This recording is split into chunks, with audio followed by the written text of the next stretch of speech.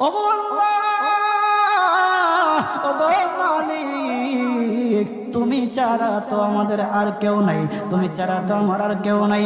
আল্লাহ গো, তুমি যদি মাফ না করো কে আমাকে মাফ করবে? তুমি যদি মাফ না করো কে আমাকে মাফ করবে? তুমি যদি আমাকে মাফ করো তাহলে তোমার কোনো দিকে কমবে না, তুমি যদি আমাকে মাফ না করো তোমার কোনো দিকে বাড়বে না। আল্লাহ গো, তুমি আমাকে মাফ করে দাও। সারাটা জীবন অন্যায় কাজ করেছি, সারাটা জীবন নাফরমানি করেছি, আমার কাছে কালেমার দাওয়াত কম আসে নাই, আমার কাছে কালেমার দাওয়াত কম আসে নাই, আমাকে লোকেরা কম বোঝায় নাই। ওগো আল্লাহ, তুমি আমাকে মাফ করে দাও। মাফ না করলে কোথায় যাব, কার কাছে যাব?